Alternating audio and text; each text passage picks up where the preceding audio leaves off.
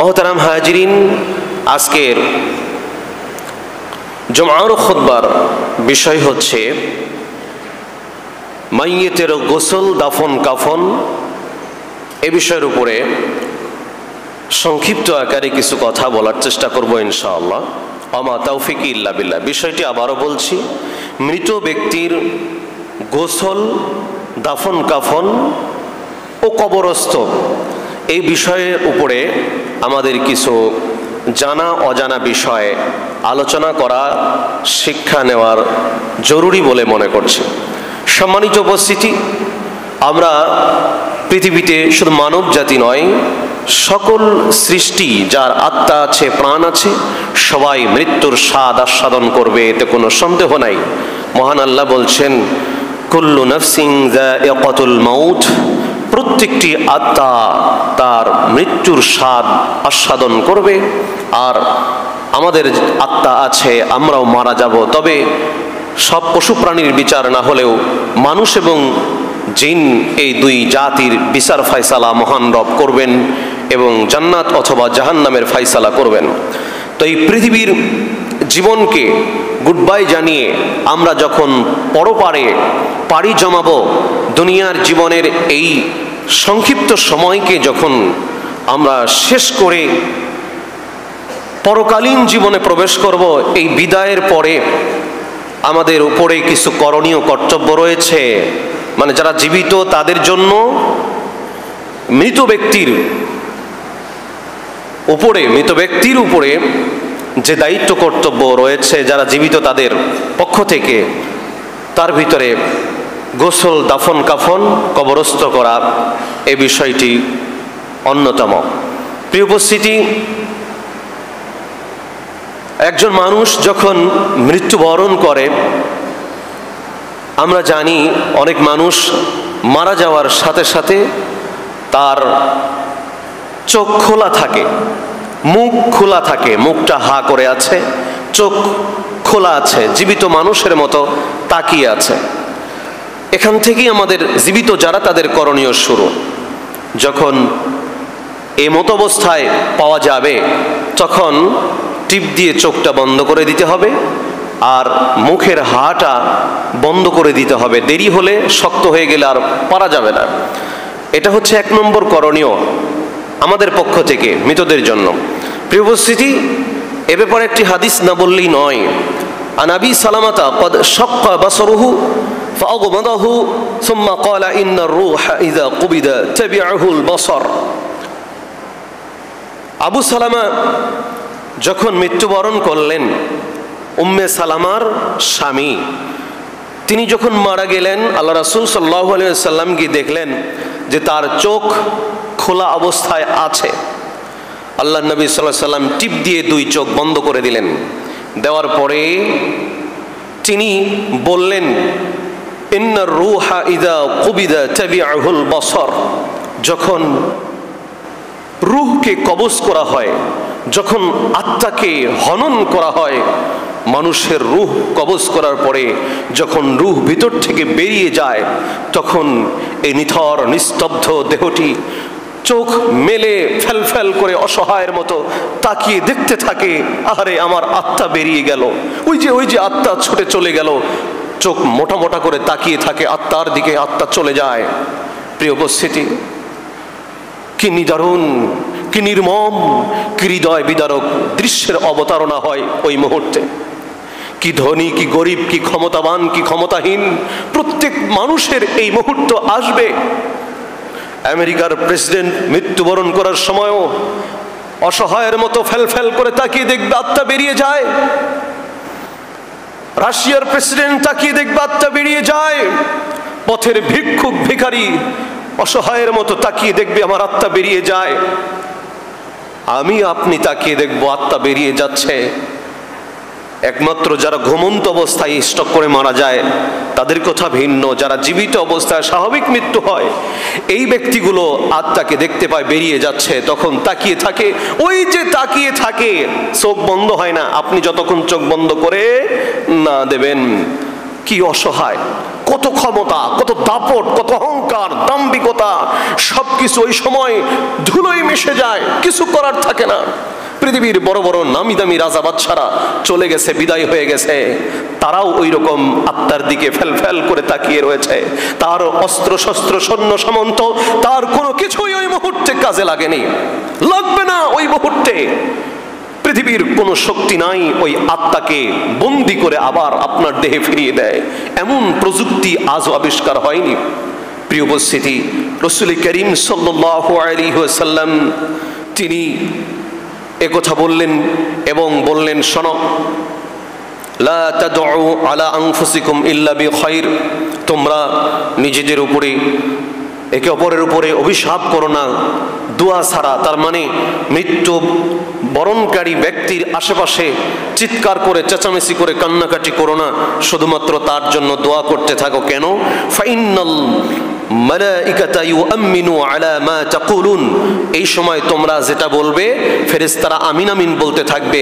তোমরা যদি কান্নাকাটি করো তাহলে মৃত ব্যক্তির কষ্ট হবে, আযাব হবে, আর তোমরা যদি এমত অবস্থায় দোয়া করো তাহলে এটা ফেরেশতারা আমিন আমিন বলবে, কবুল করা হবে। সুবহানাল্লাহ। এই জন্য আপনজন মারা গেছে, বুক ভরা কষ্ট চাপা রেখে ওই সময় দোয়া করতে থাকবেন।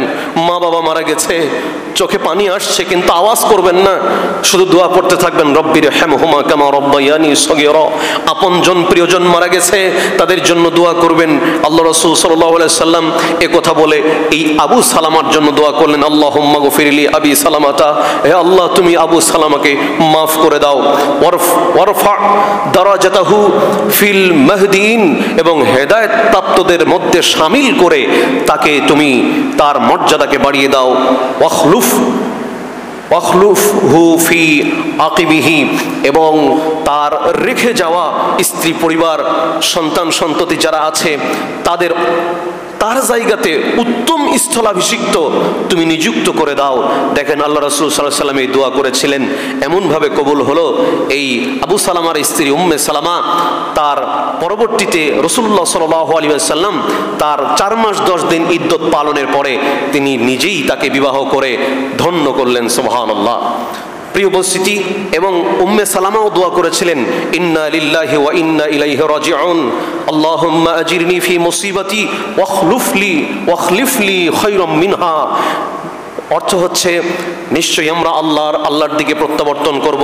হে আল্লাহ, বিপদ মুসিবতে তুমি আমাদেরকে পরিত্রাণ দান করো, আশ্রয় দাও, এবং ওয়াখলুফলি খায়রাম মিনহা, তুমি তার থেকে উত্তম বিনিময় আমাদেরকে দান করো, স্থলাভিষিক্ত করো। উম্মে সালামার দোয়া আল্লাহ কবুল করলেন। তার স্বামী আবু সালামাকে হারিয়ে স্বয়ং বিশ্ব নবীকে স্বামী হিসেবে পেয়ে গেলেন। সুবহানাল্লাহ। প্রিয় উপস্থিতি, বিপদে মুসিবতে এই দোয়া পড়বেন, ইন্না লিল্লাহি ওয়া ইন্না ইলাইহি রাজিউন, আল্লাহুম্মা আজিরনি ফি মুসিবাতি ওয়াখলুফলি খায়রাম মিনহা। হতে পারে এই দোয়ার বদলতে বরকতে মহান রব আপনার যেই ক্ষতি হয়ে যাওয়া বিষয়টি, যেটা হারিয়ে গেছে, যেটা ক্ষতি হয়ে গেছে, তার চেয়ে উত্তম বিষয় দিয়ে আপনাকে ধন্য করবেন, ক্ষতি পুষিয়ে দেবেন ইনশাআল্লাহ। প্রিয় উপস্থিতি, তাহলে 1 নম্বর মৃত ব্যক্তির জন্য আমাদের করণীয় সেটা হলো চোখটা বন্ধ করে দিতে হবে। এরপরে যদি তার মুখ খোলা থাকে মুখটা বন্ধ করে দিতে হবে। 3 নম্বর, একটি চাদর বা কাঁথা দিয়ে সমস্ত শরীরকে ঢেকে দিতে হবে। 4 নম্বর, অতি সত্বর দাফন কাফনের ব্যবস্থা করতে হবে। দাফনে বিলম্ব করা সুন্নাহ পরিপন্থী কাজ, যত তাড়াতাড়ি সম্ভব মৃত ব্যক্তিকে দাফন করতে হবে। 5 নম্বরে, জানাজার আগেই সম্ভব হলে ঋণ পরিশোধ করতে হবে। যেহেতু রাসূলুল্লাহ সাল্লাল্লাহু আলাইহি ওয়াসাল্লাম কোনো ঋণগ্রস্ত ব্যক্তির জানাজার সালাত আদায় করেনি, অতএব যারা ঋণগ্রস্ত অবস্থায় মারা গেছেন সাথে সাথে ঋণ পরিশোধ করে দিবেন। এবং অজানা যদি কোনো ঋণ থাকে সেটা শুধুমাত্র জানাজার আগে ঘোষণার মাধ্যমে সেটা ব্যবস্থা করতে পারেন। এছাড়া জানাজে ঋণগুলো সেগুলো জানাজার পূর্বেই সেগুলো পরিশোধ করে দেওয়া উত্তম। প্রিয় উপস্থিতি, এবার আসেন পরের করণীয় হচ্ছে মৃত ব্যক্তির গোসল। এই গোসল নিয়ে আমাদের অনেক রকম ভুল বুঝাবুঝি আছে, ভুল প্রচারণা আছে, এটা আমাদের সবারই জেনে রাখা জরুরি। প্রিয় উপস্থিতি, গোসল দিবে কে?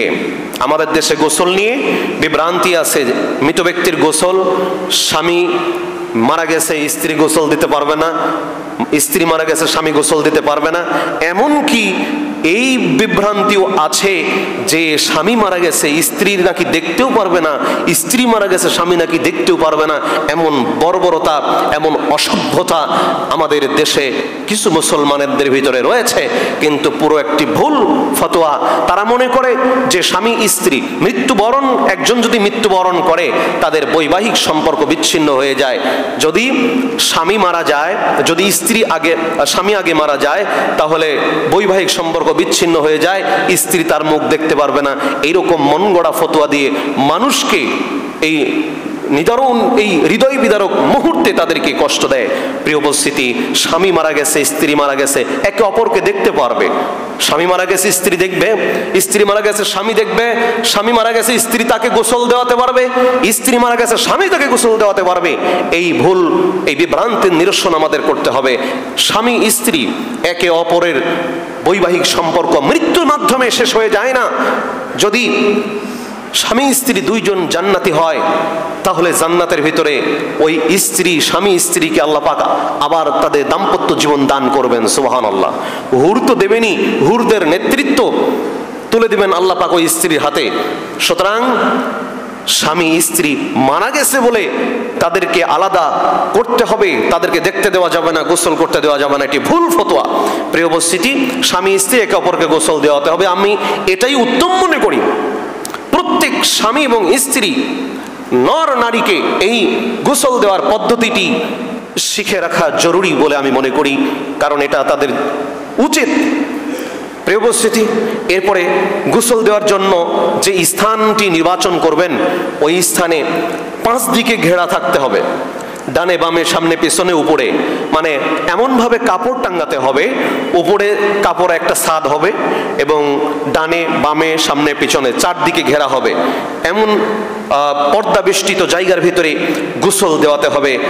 এরপরে গোসলদাতা, যিনি গোসল দেবেন, তিনি সহায়তার জন্য সহায়ক হিসেবে 2-1 জনকে সাথে নিতে পারেন। মনে রাখবেন, এর বাহিরে গোসলদাতা সহায়তার জন্য 2-1 জনকে যে সাথে নিলেন, এর বাহিরে বাকি কোনো ব্যক্তি ওই পর্দার ভিতরে ঢুকতে পারবেন না। গোসল দেওয়ার জায়গাতে আমাদের দেশে এমন একটি ভুল কুসংস্কার রয়েছে, স্ত্রী, সন্তান, আত্মীয় স্বজন প্রত্যেকেই আবার ওই গোসল দেওয়া অবস্থায় আবার 1 মগ করে পানি ঢালতে যায়। এটা নিকৃষ্ট বিদআত। মনে রাখবেন, এটি করা যাবে না। যিনি গোসল দেওয়াচ্ছেন তার সাথে সহযোগী যারা আছেন তারা ছাড়া গোসল দেওয়ার স্থানে আর কেউ যাবেন না, আলাদা করে পানি দিতে যাবেন না। এটা অতিরিক্ত পাকামু ছাড়া কিছু নয়, এটা করা যাবে না, এটা বিদআত। বাবা মারা গেছে, সন্তান মনে করছে আমি 1 মগ পানি না দিলে কেমন হয়, এটা খারাপ দেখায়, এটা করা নিষিদ্ধ, বিদআত, এটা জায়েজ নাই। মনে রাখতে হবে সম্মানিত উপস্থিতি,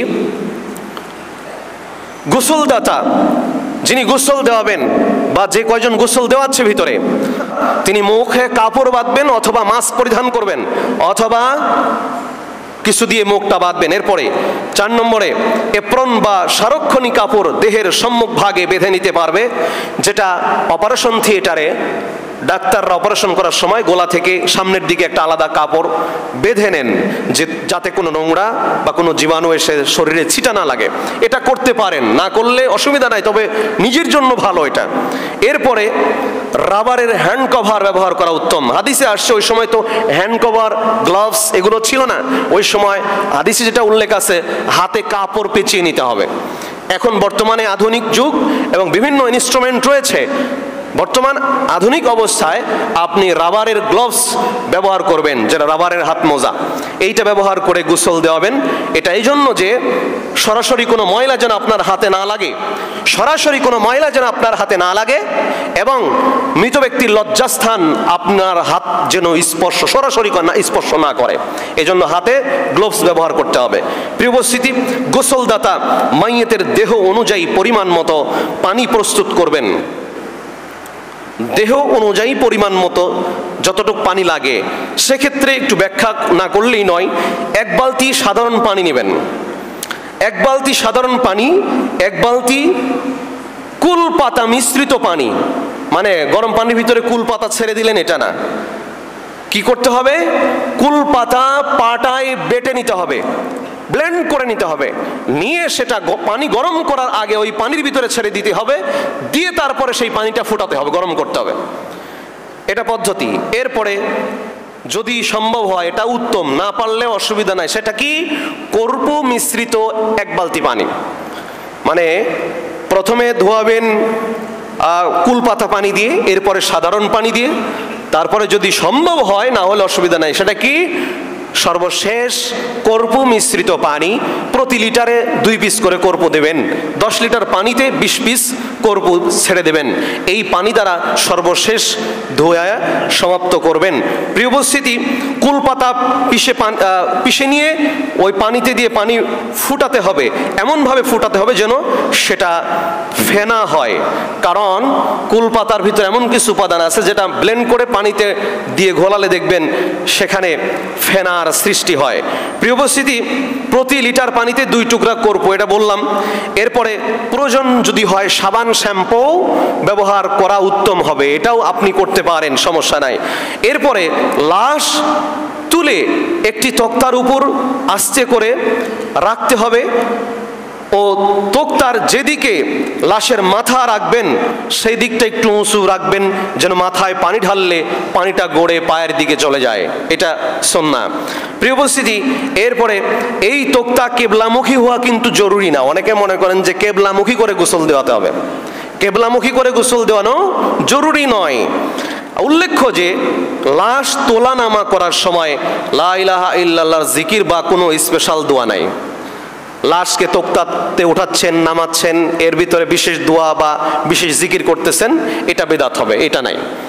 এরপরে মনে রাখতে হবে, লাশের লজ্জাস্থানের উপর একটি মাত্র মোটা কাপড় রেখে দেহের পরিহিত সব কাপড় খুলে ফেলতে হবে।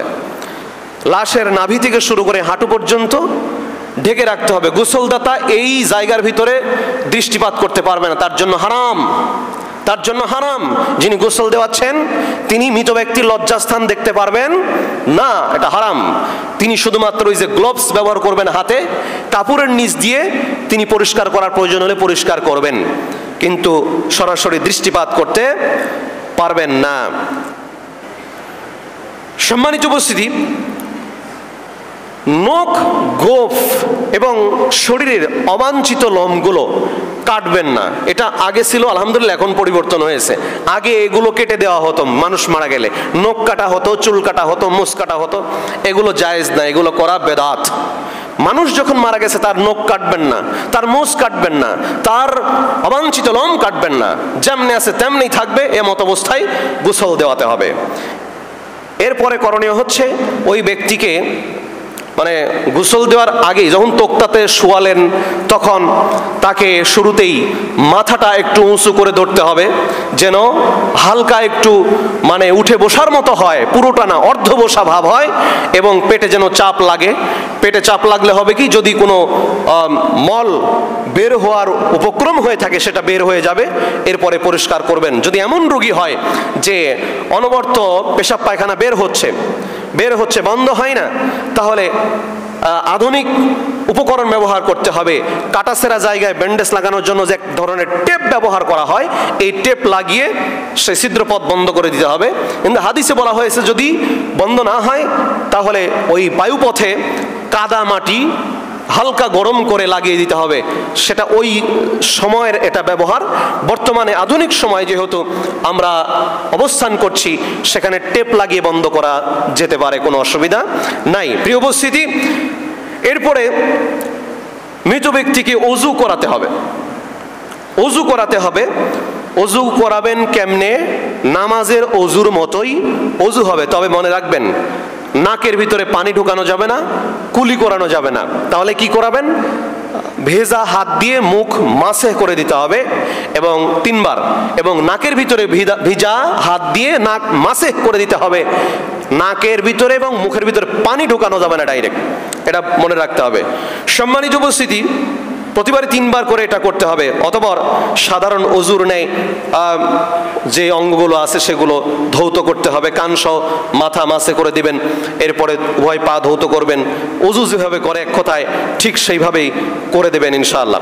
এরপরে কুল পাতা মিশ্রিত পানি মাইয়েতের মাথা ও মুখমণ্ডল দাড়ি সহ উত্তম রূপে ধৌত করবেন। কুল পাতা মিশ্রিত যে পানি, সেই পানি দিয়ে প্রথমে মাইয়েতের মাথা, মুখমণ্ডল সহ, দাড়ি সহ সুন্দর করে ধৌত করবেন। ওই সময় আপনি ইচ্ছা করলে সাবান শ্যাম্পু ব্যবহার করতে পারেন চুলের ভিতরে, অসুবিধা নাই। যদি মহিলা হয়, মহিলার মাথার যদি চুলের চুটি বাঁধা থাকে সেটাকে খুলে ফেলতে হবে। খুলে দিয়ে মাথার চুল শ্যাম্পু করতে পারেন, পরিষ্কার করতে পারেন, ধৌত করবেন। এরপরে ধৌত করার পরে মাইয়েতের বাম পার্শ্বে, তাহলে প্রথমটা কি করলেন, মাথা ধুয়ে দিলেন আগে। এরপরে মাইয়েতকে বাম পাশ করে শোয়াতে হবে, ডান কাত উপরে থাকবে। বাম পাশ করে শোয়ালেন, বাম কাত করে শোয়া। এরপরে পানি ঢালতে হবে। ওই পানি দ্বারা কাঁধ থেকে শুরু করে ডান পায়ের শেষাংশ পর্যন্ত ভালোভাবে ধৌত করে দেবে। পর্দার নিচে লজ্জাস্থান সমূহ ধৌত করতে হবে। তাহলে ডান কাত একবার ধুলেন, ধোয়া হয়ে গেল। আবার ডান কাত করে আবার বাম কাত যখন উপরে আসবে, বাম কাত আবার ওই একইভাবেই একই সিস্টেমে ধোবেন। এটা ডান কাত বাম কাত যখন ধোয়া হলো, একবার হলো। এভাবে 3 বার গোসল করাতে হয় মৃত ব্যক্তিকে, 3 বার। যদি 3 বার গোসল করানোর পরেও দেখেন যে হঠাৎ করে ময়লা বের হয়েছে, তখন আপনি বেজোর সংখ্যায় ধোয়াতে পারেন। 5 বার 7 বার বেজোর সংখ্যক ধোয়াবেন, এটা অনুমতি রয়েছে। প্রিয় উপস্থিতি, এরপরে তৃতীয়বার সর্বশেষ যেবার ধুইবেন, সেবার কর্পূর মিশ্রিত পানি দ্বারা মাথা ও মুখমণ্ডল ধুইয়ে ফেলতে হবে। যদি কর্পূর ব্যবহার করেন তাহলে এটা করবেন, তাছাড়া সাধারণ পানি দিয়ে ধুলেই হবে ইনশাল্লাহ, কোনো সমস্যা নাই। সম্মানিত উপস্থিতি, এরপর শুষ্ক কাপড়, ওই গোসল সম্পন্ন হয়ে গেল, শুষ্ক কাপড় দ্বারা মাইয়েতের দেহ, মাথা, বুক, মুখ, পেট, পা মুছে ফেলবেন। লজ্জাস্থানের উপর যে কাপড়টা আগে দিয়েছিলেন গোসলের শুরুতে, এটা তো ভিজে গেছে, ভিজা কাপড়ের উপরে আলাদা একটা কাপড় দিবেন, দিয়ে ভিজা কাপড়টা টান দিয়ে খুলে ফেলবেন, যেন লজ্জাস্থান আবৃতই থাকে, আপনার নজরে যেন না পড়ে, এটা খেয়াল রাখতে হবে। মাইয়েতের চুল আঁচড়ে দেবেন। মৃত ব্যক্তি পুরুষ হলে চুল আঁচড়ে দেবেন, মহিলা হলে চুল আঁচড়াতে হবে, এবং মাথায় 3টা বেনি বাঁধতে হবে। কয়টা? মহিলা মা বোনেরা যারা আছেন তারা শুনবেন। মৃত মহিলার মাথায় 3টা বেনি বাঁধতে হয়, 2 পাশে 2টা, সামনে একটা। এই 3টা বেনি পিছনের দিকে ঝুলিয়ে দিতে হবে, পিঠের নিচে থাকবে। এবং চিৎ করে কাফনের উপরে যখন শোয়াবেন, তখন 2 হাত 2 পাশে টান করে দিতে হবে। এটা খেয়াল রাখতে হবে। বুখারী মুসলিমের হাদিস, সবগুলোই দলিল ভিত্তিক। প্রত্যেকটি যদি হাদিসের অনুবাদ করে বলতে যাওয়া যায় তাহলে অনেক সময়ের প্রয়োজন হবে। সম্মানিত উপস্থিতি, এভাবে গোসল সম্পন্ন করবেন। গোসলদাতা ব্যক্তির অনেক মর্যাদা, এজন্য যিনি গোসল দিতে জানেন না, তিনিও গোসলের পদ্ধতিটি প্র্যাকটিক্যালি শিখে নেবেন, এবং নিজের আত্মীয় স্বজন অথবা নিজের স্ত্রী যদি মারা যায়, আপনার যদি শক্তি সামর্থ্য থাকে আপনি দেওয়াতে পারবেন। আপনি যদি মারা যান, আপনার স্ত্রী যদি শক্তি থাকে, যদি মনে করে যে হ্যাঁ আমি গোসল দেওয়াতে পারবো, শারীরিকভাবে সক্ষম, তাহলে সেটা উত্তম, অতি উত্তম, সেটা দিতে পারবেন। এই জন্য এই পদ্ধতি আমাদের শিখে রাখতে হবে। আর যে সমস্ত ভাইরা গোসল দেন, যে সমস্ত বোনেরা মৃত ব্যক্তিদের গোসল দেওয়ান, আপনাদের অনেক মর্যাদা। রাসূলুল্লাহ সাল্লাল্লাহু আলাইহি ওয়াসাল্লাম বলেন যে আন্না রাসূলুল্লাহ সাল্লাল্লাহু আলাইহি ওয়াসাল্লাম ক্বালা মান গাসসালা মাইতান ফাকাতামা আলাইহি গফরাল্লাহু লাহু 40 মাররা। বাইহাকী এবং মুস্তাদরাক হাকিমে হাদিসটি এসেছে, যে ব্যক্তি মৃত ব্যক্তির গোসল দেওয়ালো এবং ওই মৃত ব্যক্তির ভিতরে গোপনীয় বিষয়গুলোকে গোপন রাখলো, কারো কাছে বলল না, তাহলে মহান আল্লাহ তাকে 40 বার ক্ষমা করে দেবেন। সুবহানাল্লাহ। তাহলে এমন ব্যক্তিকে গোসল দেওয়ানোর জন্য নিযুক্ত করবেন যিনি কথাবার্তা কম বলে, ফাত্রা টাইপের না। মানে কিছু লোক আছে বেশি কথা কয়, দেখবেন বাসাল টাইপের, এই লোকগুলা কথা গোপন রাখতে পারে না। ওই মহিলাকে নিযুক্ত করবেন না যে মহিলা অতিরিক্ত কথা বলে, দেখবেন ওই মহিলা ওই মৃত ব্যক্তির দেহের বর্ণনা আরেকজনের কাছে যে দিবে। যিনি গোসল দেওয়ান মৃত ব্যক্তির শরীরের অবয়ব, তার ভিতরে যদি কোনো ত্রুটি থাকে সেগুলো তার জন্য আমানত, নিজের স্বামীর কাছে ওই মহিলা বর্ণনা করতে পারবে না। যে ব্যক্তি, যে পুরুষকে গোসল দেওয়ালো, ওই মৃত পুরুষের দেহের কোনো ত্রুটির ব্যাপারে তার নিজের স্ত্রীর কাছে বলতে পারবে না, নিজের কাছে গোপন রাখতে হবে। যদি গোপন রাখতে পারে তাহলে এই ব্যক্তি এত ফজিলত অর্জন করবে 40 বার আল্লাহ তাকে মাফ করবেন। অন্য হাদিসে বলা হয়েছে, আবু উমামা থেকে বর্ণিত, তিনি বলেন রাসূলুল্লাহ সাল্লাল্লাহু আলাইহি ওয়াসাল্লাম বলেছেন যে মান গাসসালা মাইতান ফাকাতামা আলাইহি তাহহারাহু আল্লাহু মিন যুনুবিহি ফাইন কাফানাহু কাসাহু আল্লাহু মিনাস সুনদুস। আল্লাহ রাসূল বলছেন, যে ব্যক্তি মৃত ব্যক্তির গোসল দেওয়ালো, তার গোপনীয় বিষয়গুলোকে গোপন রাখলো, আল্লাহ পাক রব্বুল আলামিন তার কবিরা গুনাহকে মাফ করে দেবেন। সুবহানাল্লাহ। এবং যে ব্যক্তি কাফন পরালো, কাফন পরানোরও মর্যাদা আলাদা। গোসল দেওয়ালেন আবার কাফন পরালেন, কাফন পরানোর ফজিলত আলাদা। যে ব্যক্তি কোনো মৃত ব্যক্তির কাফন পরিধান করালো, কাফন পরালো, সেই ব্যক্তির এত মর্যাদা, সে যদি জান্নাতি হয়, এর জন্য যে জান্নাত পাবে তা না, ঈমান আমল থাকা লাগবে। যিনি গোসল দেওয়াবেন অবশ্যই এই ব্যক্তি যেন 5 ওয়াক্ত নামাজি হয়, খেয়াল রাখবেন। এবং সে যদি জান্নাতি হয়, জান্নাতে আল্লাহ পাক রব্বুল আলামিন মসৃণ কাপড়ের, রেশমি কাপড়ের দৃষ্টিনন্দন আকর্ষণীয় পোশাক তাকে পরিধান করাবেন। সুবহানাল্লাহ, এত মর্যাদা। প্রিয় উপস্থিতি, কাফনের ব্যাপারে না বললেই নয়। এখন কাফন পরানোর বিষয়, নারী পুরুষের কাফনের ভিতরে কোনো পার্থক্য নাই। আমাদের দেশে প্রচলিত আছে নারীর 5 কাপড়, পুরুষের 3 কাপড়। এই কথা সঠিক নয়। নারীর ক্ষেত্রে 5 কাপড়ের যে হাদিস আবু দাউদে এসেছে, হাদিসটি সহিহ নয়, আমলযোগ্য নয়। নারী পুরুষের উভয়েরই 3 কাপড় হবে, এটাই সর্বোত্তম, এটাই সহিহ।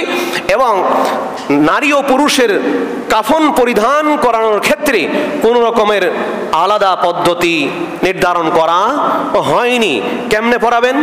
যখন ওই যে গোসল কমপ্লিট হলো, এটা নারীর ক্ষেত্রে এরকম, পুরুষের ক্ষেত্রে এরকম।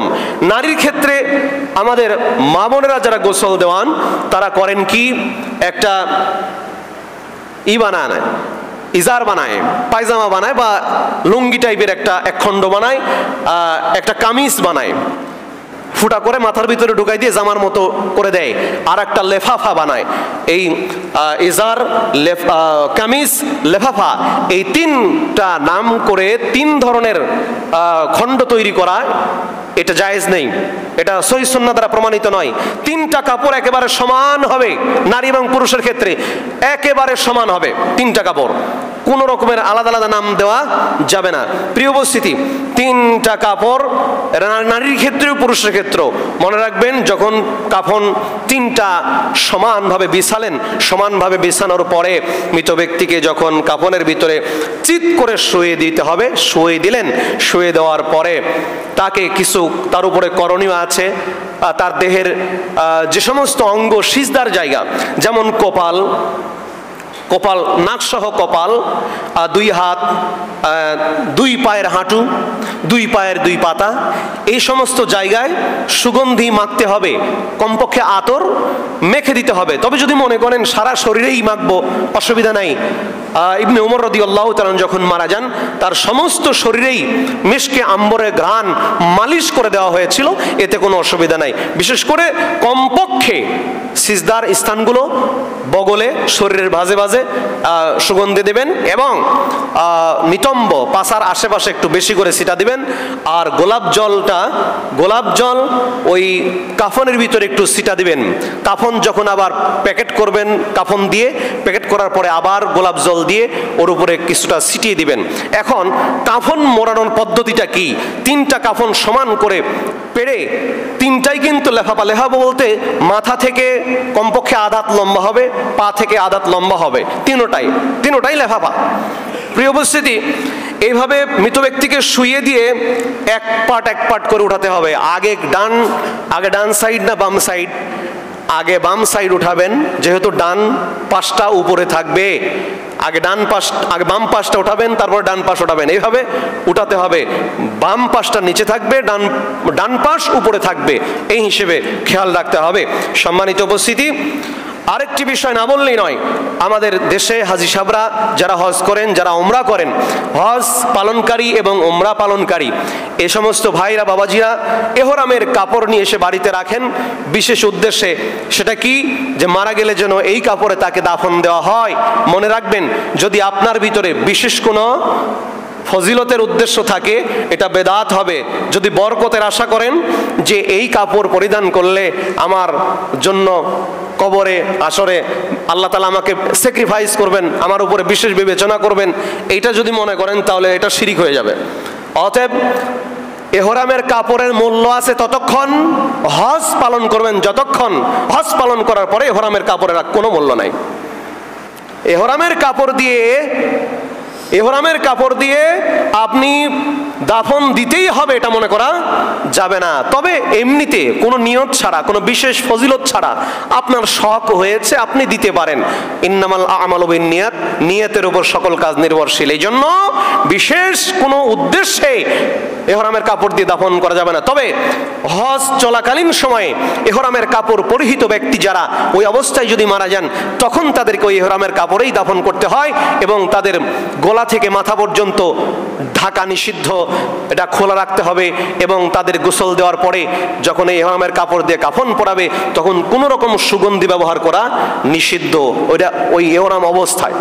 প্রিয় উপস্থিতি, আরেকটি বিষয়, যখন আমরা কাফন পরালাম, কাফন পরানোর পরে কাফন পরানোর শেষ দিকে আমাদের আরেকটি কর্তব্য, সেটি হচ্ছে আমরা মাথার উপরে ঝুঁটি বেঁধে দেই। এটা গুরুত্বপূর্ণ বিষয়, আরেক জুম্মা খুতবা দেব না এই বিষয়, এই জন্য 5টা মিনিট বেশি লাগবে, ইনশাল্লাহ আপনারা একটু ধৈর্য সহকারে শুনবেন। সেটি হচ্ছে মাথার উপরে ঝুঁটি বাঁধা যাবে না। কি করতে হবে? এই কাপড়টা ভাঁজ করে এই সামনের দিকে নিয়ে আসতে হবে, নিয়ে এসে মাথা সহ বেঁধে দিতে হবে। যখন কবরে নামাবেন তখন খুলে দিবেন, কিন্তু ঝুঁটি না, এটা খেয়াল রাখতে হবে। পায়ের দিকে ওরকম, পায়ের নিচ থেকে কাপড়টা ভাঁজ করে দেহের দিকে নিয়ে এটা পা সহ বেঁধে দিতে হবে। আর মাথার উপরে যেটা কাপড়, এই কাপড়টা ভাঁজ করে মাথা সহ হালকা করে বেঁধে দিবেন, এটা খুলে দিবেন কবরে নামানোর পরে। প্রিয় উপস্থিতি, অনেক কথা আরও বাকি রয়ে গেছে, সময় যেহেতু শেষ আমি সংক্ষেপ করে টেনে দিচ্ছি। এই লাশ বহন করবে তারা যারা নামাজি মানুষ, এটা উত্তম। যারা নামাজি, যারা আমলদার মানুষ, তারা লাশ বহন করা উত্তম। তবে আরেকটি অনেক জায়গায় ভুল ধারণা আছে, সেটা কি? সেটা হচ্ছে কিছুদূর যে পরিবর্তন করা। আমি কিছুদূর বহন করলাম, আবার আরেকজনকে দিলাম, মানে সবাই দায়িত্ব পালন করে, এটা ঠিক না, এটা কুসংস্কার। যদি 4 জন ব্যক্তি কবর পর্যন্ত নিয়ে যেতে পারে কোনো অসুবিধা নেই, নিয়ে যাবে, এর বাইরে কোনো বিধান নাই। লাশ বহন করার সময় লা ইলাহা ইল্লাল্লাহ জিকির, এটা সুন্নাহ দ্বারা প্রমাণিত না, এটা মনে রাখতে হবে। প্রিয় উপস্থিতি, যখন কবরে নিয়ে গেলেন, কবর সম্পর্কে আরেকটু ধারণা না দিলেই নয়। কবর 2 প্রকার, একটা হচ্ছে লাহাদ আর একটা হলো শাক, মানে একটি হচ্ছে সিন্দুকি বগলি কবর, আরেকটি হচ্ছে সিন্দুকি কবর।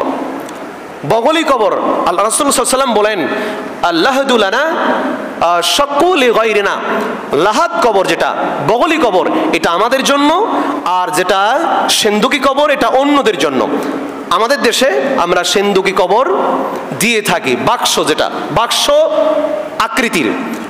আর বগলি কবর হচ্ছে বাক্সের মতোই, কিন্তু নিচে ফ্লোর থেকে আবার এক সাইডে ভিতরে আবার লাশ ঢুকিয়ে দেওয়ার মতো আর একটি গর্ত, গুহার মতো খনন করা হয়, ওর ভিতরে লাশ দেওয়া হয়। কিন্তু আমাদের দেশে মাটি যেহেতু বেলে মাটি, দোআঁশ মাটি, এই ধরনের মাটি হওয়ার কারণে আমাদের দেশে উত্তম হচ্ছে সিন্দুকি কবর। ওই বগলি কবর যদি আমরা দেই মুহূর্তের ভিতরে ভেঙে পড়ার সম্ভাবনা আছে, এই জন্য বগলি কবরটাই, সিন্দুকি কবরটা আমাদের জন্য উত্তম। কবরে নামাবেন ওই সমস্ত ব্যক্তি। আরেকটা কথা, কবর খনন করবেন যে ব্যক্তি, তিনিও কিন্তু একজন পাকা মুসলমান হতে হবে।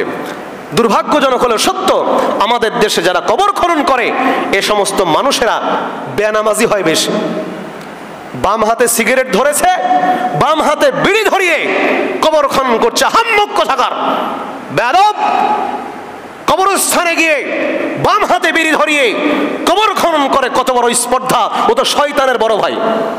ওর ডানে কবর, বামে কবর, সামনে কবর, পিছনে কবর, দেখে আল্লাহর ভয় হয় না, হাতে বিড়ি ধরিয়েছে, ধরিয়ে আর এক মৃত ব্যক্তির কবর খনন করছে। এই সমস্ত ব্যক্তিদেরকে দিয়ে কবর খনন করাবেন না। কবর আরেকটি দিক রয়েছে, আল্লাহ রাসূল বলেন কবরকে তোমরা গভীর করো, প্রশস্ত করো। এত আঁটোসাঁটো করা যাবে না যে কবরে না নেমে লাশটা রাখাই কঠিন হয়ে যায়, এরকম না, একটু প্রশস্ত করতে হবে, একটু গভীর করতে হবে, এটা সুন্নাহ। প্রিয় উপস্থিতি, এবং লাশ নামাবেন কবরে যারা, যে সমস্ত ব্যক্তিরা, তারা ওই রকম একটু আল্লাহওয়ালা হতে হবে, এটা হওয়া উত্তম। এবং লাশ রাখবেন, রাখার পরে যারা কবরে নেমেছেন তারাই শুধুমাত্র একটা দোয়া পাঠ করবে, সেটা কি? বিসমিল্লাহি ওয়া আলা মিল্লাতি রাসূলিল্লাহ, আল্লাহর নামে, রসুলের মিল্লাতে, রসুলের দলে দিয়ে দিলাম। এটা যারা কবরের উপরে যারা অবস্থান করছে তারা বলবে না, শুধুমাত্র বলবে যারা কবরে লাশ রাখতেছেন তারা, এটা মনে রাখবেন। এবং কবরে মাটি দেওয়ার ক্ষেত্রে যখন আমরা কবরে মাটি দেব, কবরে মাটি দেওয়ার আলাদা কোনো দোয়া নাই, স্পেশাল দোয়া যেটা আমাদের দেশে প্রচলিত ছিল আগে, আলহামদুলিল্লাহ পরিবর্তন হয়েছে। মিনহা খলাকনাকুম ওয়া ফিহা নুঈদুকুম, এই দোয়াটি যদি কবরস্থানে মাটি দেওয়ার ক্ষেত্রে ব্যবহার করেন এটা বেদাত হবে।